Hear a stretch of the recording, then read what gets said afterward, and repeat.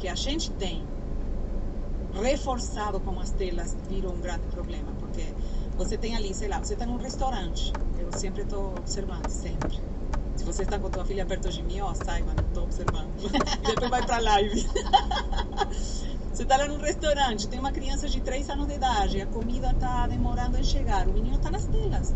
Porque lidar com uma criança de 3 anos de idade chata, porque está com fome e a comida demora, não é agradável. Então, coloque a tela. Então, é a tela, e assim, você coloca a tela para acalmar a criança. Só que o efeito da tela estressa a criança. Você tira a tela e você tem uma criança muito mais difícil.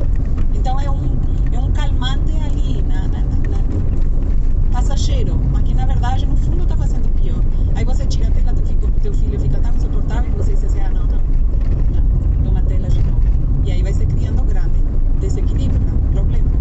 Os meus, graças a Deus, cresceram no mato, assim, nem existia nada disso. É completamente outra relação, mas... hoje em dia é um problema que a gente... é uma questão que a gente tem que lidar. As pessoas sempre perguntam, e aí, vai dar tela, não vai dar tela? A gente tenta ao máximo, né? Lá em casa, eu e o Bruno, a gente não tem o costume de assistir TV. Então, a gente tem TV em todos os cômodos, praticamente. Nossa casa é grande, tem várias TVs. Todos os cômodos não, né? Alguns cômodos tem TV. Mas a gente não liga a TV com frequência e assiste. Existe um momento específico à noite. Até Eu vi um filme desde que a TT nasceu.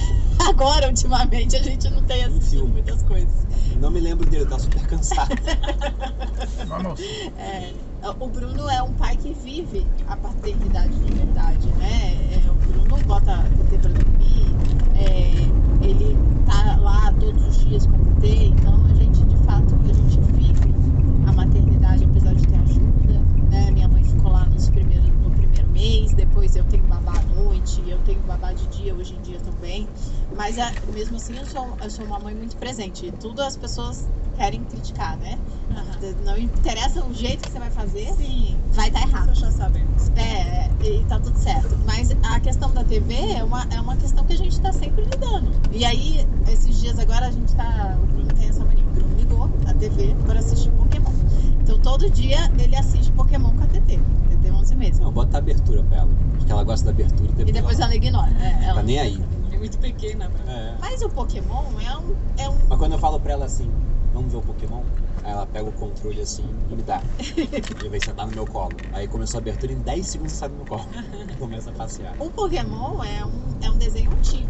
Então ele é lento, os menininhos ficam lá andando no mato. É basicamente isso que eles fazem. Basicamente, uma criança de 10 anos, ela começa a rodar o mundo fazendo linha de galos. Isso. Só que com bichos. E você gosta do Pokémon? Então, é porque... Fala a verdade. Não, eu gosto. Porque com certeza o que a tua filha procura ali é esse momento feliz com meu pai. Meu pai gosta, fica feliz e partilhamos sobre isso. Então, mas tudo isso pra dizer que a gente não vê um problema em eventualmente ligar a TV e ter o Pokémon lá, entendeu? Sabe aonde? Porque um Pokémon é um negócio lento. Isso não é feito pra, por exemplo, nossa, ela tá... chata, eu vou ligar. E eu não quero ficar com ela, então vou botar a TV pra ligar. Na verdade, é o oposto. É que assim, opiniões e verdades sobre como educar um filho, você sabe, na internet tem tudo e tem os opostos. Você fica louco. A única coisa segura para você ver se você está fazendo certo com tua filha é ela, é olhar o comportamento dela. Tem crianças que você coloca 15 minutos de TV e elas ficam super estressadas. Modifica o comportamento da criança. Tem crianças que você coloca 1 hora de TV e ela tem uma tolerância diferente. Então, você precisa sempre perceber, medir o termômetro, se a tua maternidade está equilibrada ou não, para quem? Para a internet, para os especialistas, para quem? Não, para tua filha. Eu tenho 3 filhos, eu dou 3 educações completamente diferentes. Porque nem posso ter como referência o jeito que eu lido com Luan para Tiana ou para Narayama, porque elas são pessoas completamente diferentes e elas puxam de mim coisas diferentes e elas precisam de mim coisas diferentes. Por exemplo, com Luan eu sempre preciso ser muito firme. Luan, não. Com a Narayama, se eu falar desse jeito, ela faz xixi nas calças. Com a Narayama puxa a minha suavidade, a minha doçura. Não tem como criar um modelo e você dizer, errado fazer assim ou assado por causa desse modelo. Sempre o termômetro vai ser o teu filho. Então, a informação ela tem que servir de ferramenta, mas ela não pode ser o caminho. O caminho tem que ser direto entre você e a tua filha. E o resultado, a resposta, a medida se está certo ou errado, é o comportamento dela. Não confie em ninguém que chegue e fale para você, tá tudo errado, olha, não pode, sei lá, essa TV, 15 minutos de TV vai estragar a tua filha. Olha para a tua filha a ver se ela está sendo estragada. É ali que você vê a verdade. Você fica maluca. E para a criança, na verdade, o mais importante não é o que você faz ou o que você não faz, sei lá, se deixa desenhar a parede ou não, se come alface ou não. Não é isso o mais importante para ela. O mais importante é se você está sendo você mesmo. E se você está sendo você mesmo. Porque ela é fruto de vocês os dois. Então, você sendo autêntica, você sendo autêntico, você está dando para ela a força de ser autêntica, de ser ela mesma. Está mostrando, olha como é ser, por exemplo, com meu filho mais velho, eu tenho muito espelho de teimosia. Ele é teimoso que nem eu sou muito teimosa. E ele também. Já, por exemplo, os outros dois não são, as meninas não são assim também. Então, por exemplo, eu aprender a lidar com a minha teimosia, e não é deixar de ser teimosa, porque eu sou tão teimosa que eu não quero deixar de ser teimosa. Tá ótimo ser teimosa. Mas eu aprender a lidar de forma equilibrada com a minha teimosia, é o melhor que eu posso fazer pelo meu filho teimoso. Ser eu mesma o mais autêntica possível e o mais equilibrada possível. Equilibrada para quê? Em comparação a quê? Nem em comparação à minha irmã gêmea, em comparação a mim mesma. Equilibrada para mim. Tá dando certo para mim ser desse jeito? Tá. Então é isso o melhor que eu posso fazer pelo meu filho. E, Ivana, quais são os maiores desafios que você vê hoje? Que a gente acabou de começar, né? Então a gente não tem todos os desafios, a gente não passou ainda, né? Os desafios que a gente passou até agora foi: a criança tá doente, tá lá em casa. Salto, todo mês tem uma coisa diferente. Cada dia, e não dorme. Não dorme bem, aí no outro dia ela vai uma bolha de baba. Essa habilidade nova que ela foi ainda. Não, aí o pessoal fala que tem. Essas são desafios que, pra mim, eu entendo, e eu acho que você fala isso muito bem, né? Voltando, depois eu faço a pergunta. Eu acho que tem coisas que faz parte da criança. Então eu não tô tentando resolver e deixar ela uma criança perfeita. Ela não dorme direto? Tudo bem, ela não dorme direto, né? Vou lidar com isso. Eu tenho uma ajuda, eu vou lá, dou uma massa, se ela quer que eu vá lá, eu vou lá. E tá tudo bem pra mim. Acho que faz parte do processo. Pari, eu quis ter esse bebê e faz parte do pacote. Sim. Eu acho que tem coisas que fazem parte do pacote. Se você for ver aí no manual da Mãe Perfeita, a criança tem que dormir 12 horas. Ontem mesmo perguntaram na minha caixinha: a TT já dorme 12 horas? Eu falei: nunca dormiu? Ela dorme. Ela Direto. chora 1 minuto, dorme no colo. A gente que não dorme. Aí bota no berço, ela às vezes chora 1 minuto, aí fica 15 no colo, entendeu? Então ela acorda renovada toda manhã. E às vezes a gente não tá renovado, mas ela tá. Não, mas ela não dorme 12 horas, amor. Ela vai dormir 7h30, acorda 6h30. Ela dorme 11. Mas esse é um grande peso para as mulheres. Então, as pessoas têm o gabarito e acham que tem que gabaritar. Comprar o ideal de mãe perfeita. Quando você trabalha para alcançar esse ideal, automaticamente você não está conectada com tua filha. O que é bom para você, para tua filha, para tua relação com ela? Isso é o que importa. Não é o ideal de mãe que você compra. É que nem tudo, sei lá. Você compra Tudo, exato. Você compra a ideia do paraíso, as férias numa praia paradisíaca, não sei o quê. Você vai lá na praia, é outra coisa que você vive. Então, É igual o ideal nunca vai te levar para a verdade. A pessoa quer fazer tudo certo e dá uma errada, depois não consegue fazer mais nada, porque não existe um mundo. Não existe um mundo perfeito. E é um peso muito grande para as mães, sabe? Você pensar que você não pode errar, que tem que dar tudo certo. Menina, tá viva, seja bem-vinda ao erro, porque a vida é um grande erro. E diga, quem aprende a andar sem cair? Se a gente está aprendendo, você diz assim, nossa, 10 anos atrás eu era outra pessoa. Poxa. Nossa, a maternidade me transformou. Se você reconhece que você está sendo transformada, então você automaticamente está reconhecendo que você não sabe.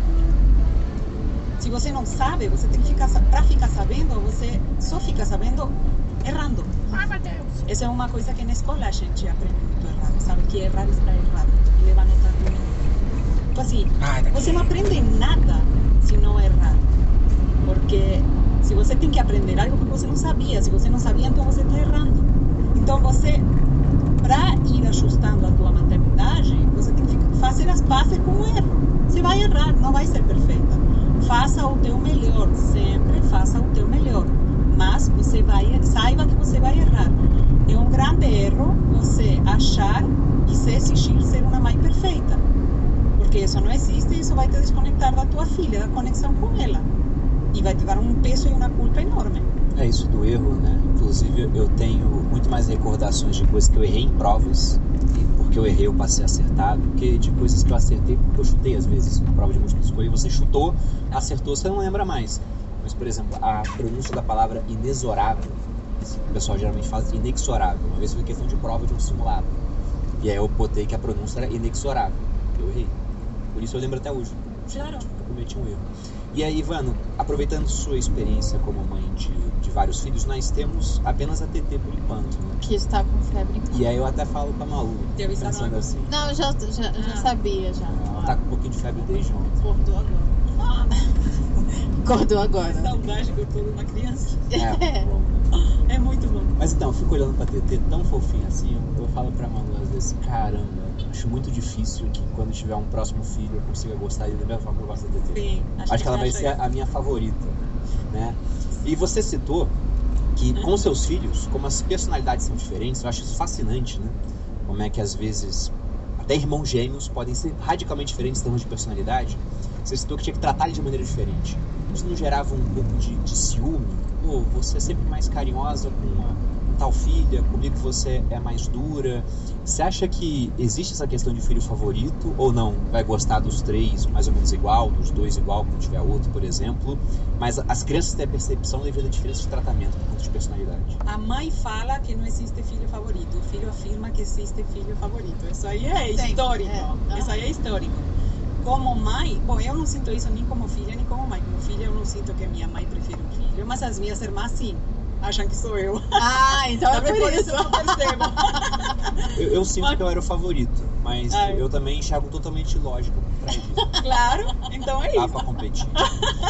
Não, eu acho que eu vou concordar com você. Por exemplo, lá em casa, o meu irmão, eu acho que ele recebe mais atenção, mas ele é mais problemático. Talvez. Mas ele fala Mas que assim, eu sou preferida. o amor... Morreu quase 3 vezes já. Quase. Tá vivo. Sabor morte, foi muito perto, assim. O amor é o mesmo. O sentimento por cada filho é o mesmo. O amor mais profundo e mais incrível que você pode sentir na tua vida é o amor Exato. pelos teus filhos. Não tem como. Isso não há chance de você amar mais um que o outro. O que há sim são personalidades diferentes e facilidade ou não de conectar com aquela criança. Então, por exemplo, normalmente o filho que mais parece com você é o filho que você vai ter mais dificuldade em conectar com ele, porque ele está te mostrando coisas de você mesma que você não gosta, está te espelhando, nossa, você teimoso com ele. Essa teimosia. Então, ele é mais difícil de ultrapassar. Agora, Acho que a Titi vai ser a mais parecida. Agora, isso não significa... Essa é a tarefa que a gente tem, porque isso não significa que você vai dar mais atenção ou mais amor ou vai ter mais aceitação por um filho ou não. Seria como você pensar, eu vou dar mais comida para esse filho porque ele come mais fácil, para esse que come mais difícil.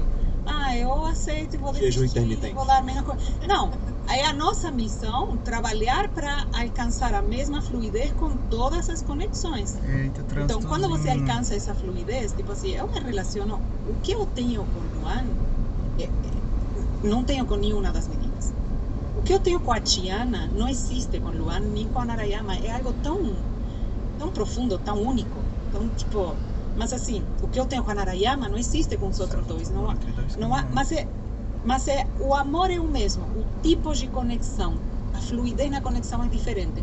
A nossa tarefa é, se você tem uma conexão entupida com um filho, trabalhe nessa conexão porque teu filho precisa de se sentir amado, aceito e acolhido, não em comparação aos irmãos, a ele mesmo.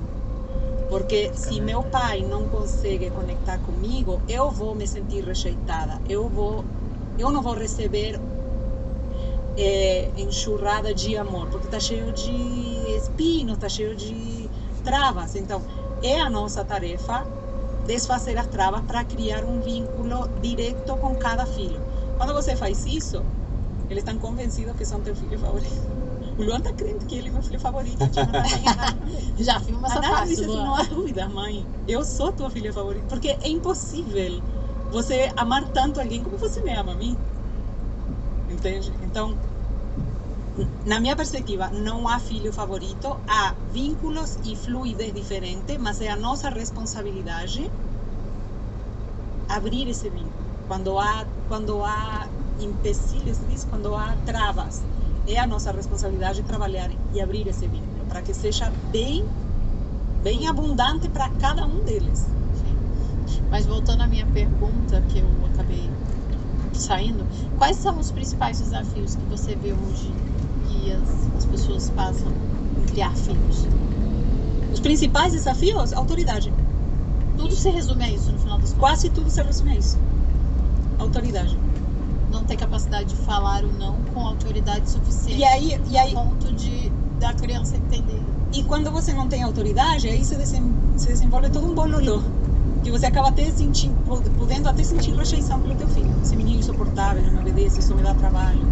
Fica com ele um pouquinho, eu não dou mais conta. Se desenvolve todo um bololô.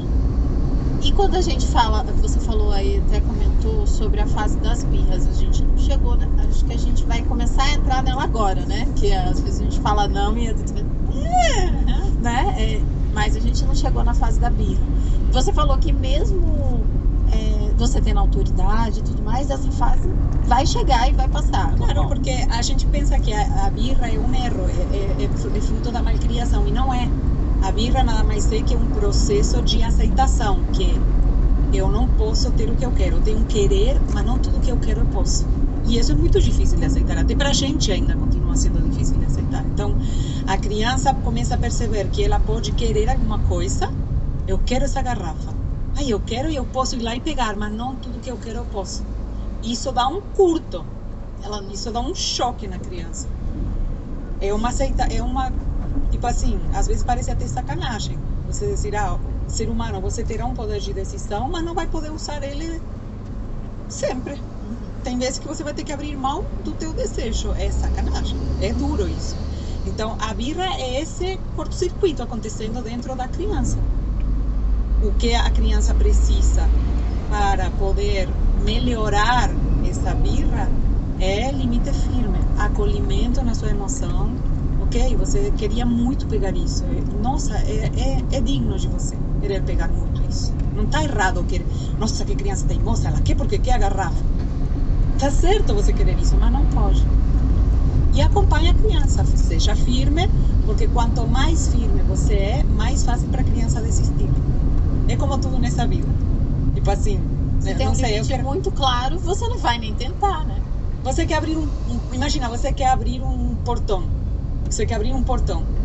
Você vai lá mexer no portão e ele não se mexe. Firme, forte, travado. Você tenta, você vai desistir logo. Vai falar, não consigo. Você vai abrir o portão, ele tá bambo, ele tá mole, faz barulho a dobradiça. Você vai ver que tem chance de abrir o portão. A mesma coisa a criança sente com limite. O portão precisa te bater, te agredir, para você aceitar que não vai poder abrir ele? Não, a única coisa que o portão precisa para você aceitar é firmeza. Você mexe, chora, bate, faz o que quiser, mas eu não me mexo do lugar. Então, facilita para a criança aprender no processo da birra, porque ela está aprendendo a desistir. Ela está aprendendo que ela pode querer uma coisa e ela, no mesmo tempo, tem que aprender que não tudo que ela pode. Tem que aprender a desistir. O que mais facilita a criança no processo da birra é um acompanhamento, um acolhimento das suas emoções, que aí a gente traz a educação do respeitor, acolhe a emoção da criança com firmeza. Porque quanto mais firme você for, mais fácil é para ela desistir. Sobre essa questão de desafios, né, que você falou, o principal é a autoridade, mas pegando agora pelo ponto de vista até econômico. Com a elevação do custo de vida nas grandes cidades, a gente está aqui do lado de São Paulo gravando, lá em São Paulo, você morar num bairro tipo Itaim, alguma coisa assim, um aluguel de R$5.000 para cima, muitas vezes, né? E aí o pessoal... Eu aqui 4 vezes mais aqui na Bahia. Não, é muito mais caro. Tá bom ainda. E aí em grandes cidades o que acontece é que, como o aluguel é muito caro, o custo de vida é muito alto, as pessoas ficam na casa dos pais por mais tempo.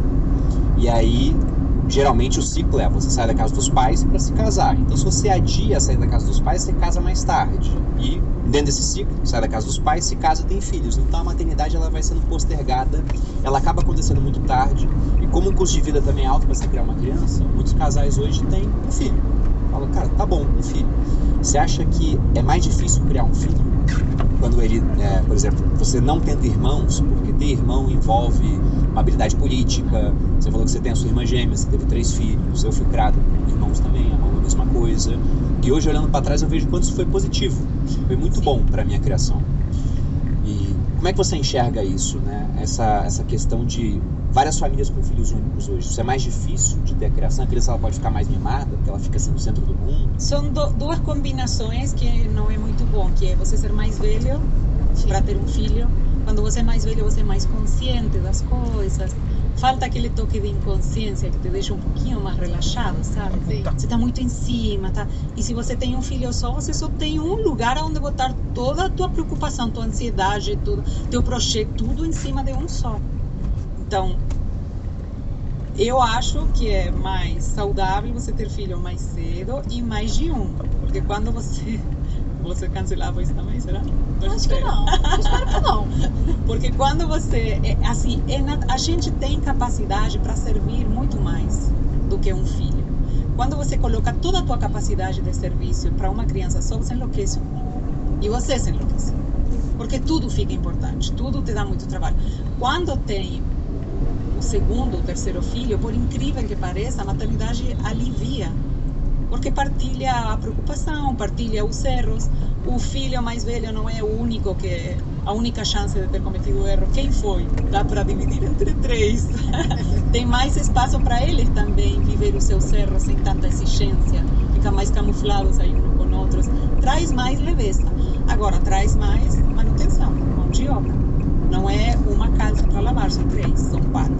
Não é um lanchinho para fazer, são 3, são 4. Só que essa manutenção... Mas aí vai em produção, tá? Para mim, eu vivi uma maternidade muito mais densa, caótica, preocupante quando eu tinha um filho só.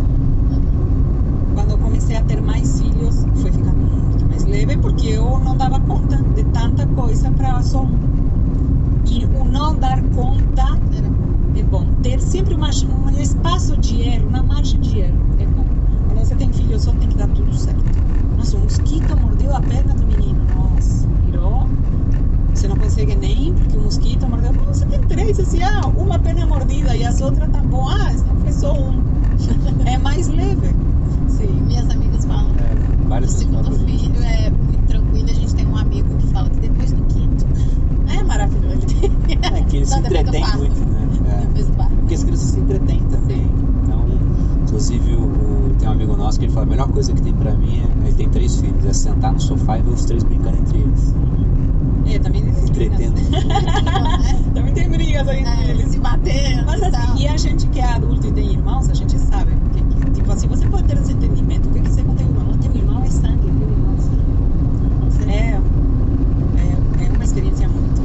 Eu sou sempre a favor de mais um filho, com certeza, para todo mundo, para a mãe ficar mais leve, para a criança não ter tanta exigência, tanto olhar em cima dela, e para ter irmãos, porque quanto mais filhos você tem, mais pessoas para amar você tem também.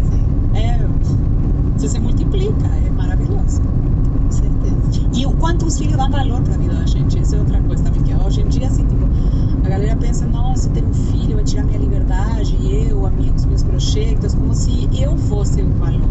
E apenas eu sou o valor. Quando você tem filho, a tua vida vale muito mais. É diferente, sei lá, uma mulher de 30 anos perder a vida que uma mulher de 30 anos com 3 filhos perder a vida. A gente percebe essa diferença. Caramba, deixou 3 filhos, a vida dela valia mais. Então, os filhos dão valor para nossa vida e isso tem um retorno também. Concordo. Hoje em dia, eu também sou a favor de ter. A gente quer ter mais filhos e eu acho que a minha educação tendo um irmão foi muito, muito boa, porque eu tive que desenvolver várias habilidades para poder conseguir lidar com meu irmão.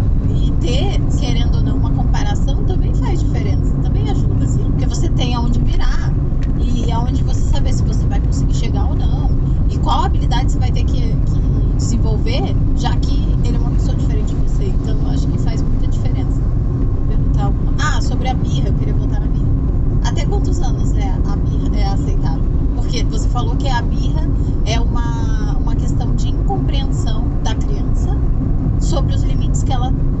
pode ou ela tem que ter. É uma falta de aceitação. De aceitação. Coisa que é difícil até hoje. Às vezes acontece uma coisa na tua vida e você diz, ai, não, eu não queria, por que aconteceu isso? E você faz uma pequena birra também.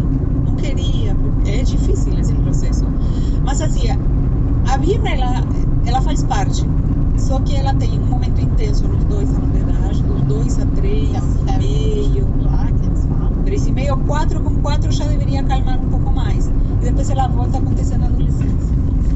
E são os 2 momentos de empoderamento pessoal. Tipo assim, com 2 anos de idade, o bebê começa a perceber, eu? Até ele fala para si mesmo, não fala assim. Antes dele se perceber, ele fala assim, ó, mamãe, papai, Luísa. Ela não se refere a si mesma como eu. No momento que ela começa a falar mamãe, papai, eu. Putz, segura que vai começar. Ela está se percebendo como gente. Ela percebe que tem desejos, que tem poder de decisão. Quero, tenho, não quero, não tenho mais. Eu desejo. Eu. E depois dá uma certa assimilada. Caramba, eu existo, tá bom, já percebi. Eu quero, não quero, agora tem outro. Aí 3 anos de idade brinca com coleguinha, já é capaz de emprestar alguma coisa. Eu quero, mas tem outro que também quer. É um processo lento. Na adolescência volta esse fortalecimento da individualidade. Nos 2 anos de idade, um fortalecimento da individualidade na família. Eu, mamãe e papá. E o meu irmãozinho e a vovó. Máximo, já tá. Por isso que eu acho muito confuso botar uma criança com 3 anos de idade na sala com 20 crianças. É muito, A gente pode chegar nesse ponto. é muita coisa. Na adolescência é o mesmo processo de fortalecimento, só que eu e o mundo. Eu e a galera. Que jeito eu gosto de me vestir, com que grupo eu me identifico, mas de novo um fortalecimento de eu. Então, de novo começa essa crise de birra. E testar os limites. É importante, eu sempre falo isso pro Bruno. É importante que o adolescente teste os limites dele na adolescência, senão chega na idade adulta e ele começa a testar as coisas que ele já devia ter testado. E as consequências são um pouquinho piores, não é? Na adolescência costuma ser mais difícil, porque com 2 anos de idade ele não tem história, é tudo novo. Sim. Na adolescência ele tem a história da infância inteira. Então, se você, por exemplo, não ensina a tua filha a te obedecer, na adolescência ela passou a vida inteira sem saber te obedecer. Na adolescência ela ganha liberdade porque ela foge de casa se ela quiser. Como eles fazem nos filmes, que botam um travesseiro na cama e sai pela janela. Então, na adolescência você colhe o fruto da infância inteira. Por isso você me perguntou que coisas, algo assim como que o que era importante para coisas a considerar, alguma coisa assim da infância, quando você tem um filho, ou algo assim, não lembro direito, mas ficou essa questão ali de te falar que uma coisa importante com tua filha pequena é você sempre ter em mente que o que você está fazendo com ela hoje é para o futuro. Do jeito que você está lidando com a birra é para o futuro. Então, não te convém dar o celular para ela para chorar, ou dar o que ela pediu para parar de chorar. Não te convém fazer nada que seja para aliviar a dor ou a tensão momentânea, porque você sempre tem que estar pensando o que eu estou ensinando para o futuro dela. Ela está aprendendo, porque ela está aprendendo, sobretudo nos primeiros 7 anos de vida, ela está aprendendo com tudo o que está acontecendo com ela. Do jeito que você lidou com a birra nos 2, 3 anos de idade, vai impactar 100% a adolescência. De que jeito ela vai lidar de novo com esse momento de fortalecimento, com esse baque assim, emocional de eu quero e não posso, eu quero ir para a rua, minha mãe não me deixa, eu quero ser alguém na vida, mas eu sou ainda criança. Vai influenciar assim, totalmente. A habilidade emocional que ela vai ter para lidar com suas emoções na adolescência. Falaram que meu nariz é feio, o menino que eu gosto não gosta de mim, estou sendo excluída. Foi plantada, a primeira base foi plantada aqui. A adolescência já é um fruto daquilo que você plantou. Então, uma coisa que as pessoas esquecem muito é de ter essa atenção. Ó, você não está lidando com uma birra para ela parar de chorar porque estamos dentro de um avião e está incomodando as pessoas. Você está lidando com uma birra de uma menina que vai ser adulta e está aprendendo aqui, nessa birra. Tudo o que acontece com ela está aprendendo e absorvendo. Então, tem essa consciência. Eu fui uma adolescente que testei muitos limites, assim, eu sou uma mulher forte, e eu fui uma adolescente cheia de personalidade, forte, só que eu tinha os os meus limites muito bem definidos pelos meus pais. Então, eu acho que por isso eu não fui descabeçada, fiz besteira, né? E usei drogas e saí da linha e fiz coisas que eu me arrependeria no futuro. E a gente tem que pensar, eu acho que eu sempre fico pensando nisso, né? A criança depois, se ela fizer coisas erradas, depois isso fica marcado na vida dela, né? E ela vai depois ser um adulto que fez, ou que alguém fez uma escolha errada por ele naquela infância. E se a criança aprende a obedecer por medo, tipo assim, se meu pai tá aqui, ele vai me bater, ele vai me agredir, então melhor eu faço o que ele quer. Quando chega a adolescência, assim que ela tem um espaço de não medo, não tem uma ameaça, não é a polícia, não é a professora, não tá mãe, não tá pai, ele vai fazer o que ele quer. A mãe batia no menino, a menina ficou mais forte que a mãe. Não tem mais como ela bater nele, vai fazer o que ele quer, seria isso? Se é outra perspectiva da mesma coisa. Ele vai fazer o que, mas o maior perigo é o que ele vai fazer, o que sabe que não pode, quando não tem ameaça.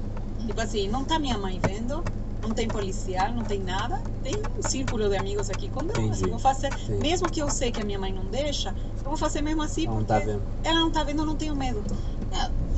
Mas eu queria puxar esse assunto da punição, porque você falou de autoridade, né? Mas tem pessoas que respeitam mais e menos autoridade. E o castigo físico, bater, também concordo que não é bom. Castigo, deixar lá um canto fechado no quarto, sem acesso a alguma coisa que a criança gosta, funciona na sua opinião? Não. Também não? Também não. Isso você tá ensinando errado pra ela. Você tá ensinando errado, você tá ensinando pra ela que ela tem que ser boazinha pra ganhar coisas. Eu sou uma pessoa boazinha e só ganhei coisa quando eu comecei a focar nisso. Não é ser boazinha que vai me dar coisas. Não, mas é até uma ótica contrária. Você falou, você tá ensinando que ser boazinha vai ganhar coisas. Na verdade, o castigo não vai ensinar que ser mal vai fazer perder coisas. É o mesmo. Se você se comportar errado, você perde o que você mais gosta. Se você se comportar bonitinho, você ganha. Não é legal nem tirar, nem dar. Tipo assim, você passou de ano, então eu vou te dar um presente. Você foi tão linda, né? Se comportou tão direito que eu vou te dar A verdade, agora que a gente é adulto sabe, não é ser boazinha ou ser macinho que você consiga ou não consiga alguma coisa. É algo mais do que isso. Será que no mal não serve isso? Porque, por exemplo, a criança faz uma coisa errada, você bota ela de castigo, ela perdeu a liberdade dela durante um certo período de tempo. E por uma criança, um dia de castigo é tempo pra caramba. Não, eu já vi. Agora a Ana vai dar o exemplo que eu já vi, eu vou falar. Ela fala que o castigo tem que ser sempre referente a algo do negócio. Não é porque não é um castigo. Não vai tipo, retirar, por exemplo, bateu no cachorro. Aí você falou, então você não pode mais brincar com o cachorro. Exato. Perde a liberdade e o direito desse erro que ela cometeu. De ter contato com aquilo o erro que ela cometeu. Tipo, tem um livro, rasgou o livro, perde o direito de usar o livro. Por quê? Porque quando rasga o livro, você perde o livro. Então você ensina para ela a escolher, mudar o seu comportamento por algo coerente. Se eu rasgo um livro, eu fico sem livro. Diferente é, você rasgou o livro, a mamãe ficou triste. Você rasgou o livro, então agora não vai mais ver TV. Eu vou tirar o que você mais gosta, para quê? Para você sofrer. Por quê? Porque você cometeu um erro. É que a gente tem uma relação com erro péssima. A gente acha que erro é erro. Errar está errado. E tipo, não, você está educando a criança. Rasgou o livro, fica sem livro. Mas não perde o amor da mamãe e pode brincar de qualquer outra coisa. Tá tudo certo, mas livro não pode. Ah, mas se ela rasgou o livro é porque ela não queria livro mesmo. Por exemplo, riscou a parede. Tudo bem, a gente lá dá uma puxa na mão, você vai limpar a parede, não sei o que, não vai mais brincar com giz de cera. Não pode, perde o direito de usar giz de cera. Por quê? Porque ela está fazendo mau uso do giz de cera. E lógico, vai recompor aquilo que ela fez. Mas não precisa ficar falando, tá vendo? Agora limpa a parede. Tudo que você fez. É como se eu falasse pra você, tá vendo? Lava a louça, tudo que você sujou. Vamos para um outro exemplo. TT vai fazer jiu-jitsu. Quando ela tiver, a partir dos 3 anos, digamos que ela bata em uma amiguinha da escola. E ela provocou a briga. Né? Uma coisa é, alguém provocou a briga e ela se defendeu. Mas ela provocou a briga. Não dá pra eu punir falando, você vai perder o acesso à amiga da escola. Não seria interessante, por exemplo, falar, olha, você vai ficar no seu quarto, vai deixar de fazer certas coisas que você gosta, deixar de treinar durante uma semana. Porque é meio que, eu fico imaginando, é meio que uma lógica prisional, entendeu? O cara fez algo errado, perde a liberdade durante 5 anos. Mas não tá dando certo. Fez errado e perdeu Não, o quê? a falta de prisão que tá dando certo. Na minha opinião, se o cara ele tiver um custo pesado, Ah, se sim. o cara sabe, ó, se eu estuprar, eu sou morto, talvez ele pense muito mais antes de estuprar. Lógico, Sim. Entendeu? lógico. Então, se a criança ela entende que ao fazer, pô, se eu bater no meu amigo, eu sei que eu vou ter que ficar dias trancado em casa sem ter acesso a outros amigos, Perde o direito de ter acesso aos amigos. Ótimo. Coisa mais lógica que essa. E aí, o que importa para nós é que você está ensinando a tua filha a realmente tomar decisões pelo bem dela. Porque o ser humano a gente faz tudo pela gente. É pela gente que faz. Sim. Não é pelo outro que faz, na verdade. Então, você está ensinando ela a tomar decisões pelo bem dela. Tipo assim, bate no amigo. Não é que não pode bater no amigo porque dói, porque machuca. Não pode bater no amigo porque você perde o direito de ficar com amigos. Então, isso sim faz com que tua filha ganhe o domínio de mudar a sua conduta. Que é algo que estou tentando voltar para a academia há meses e não consigo. Entende? Nossa, que bom que seria eu ter mais domínio sobre a minha conduta. Uhum. Mas você mostra pelo interesse dela e por algo coerente, algo que faz sentido. Tipo, não sei, é uma consequência. Bebi água, fico sem água. E fiquei com sede. Tá, da próxima vez eu vou beber água mais lenta. É uma decisão minha, por mim mesma. Não é porque meu pai tá bravo, porque minha mãe gosta de mim ou não gosta de mim. Você distrai a criança quando você fala assim, rasgou o livro, a mamãe tá triste, vai pro quarto pensar no que você fez, que ela não pensa nada, na verdade. Ele fica... Quem é mais esperto, tipo, a minha filha, ela me confessou. Se eu botava ela de castigo, quando ela era pequena, ela ficava no castigo planejando a vingança. Nunca...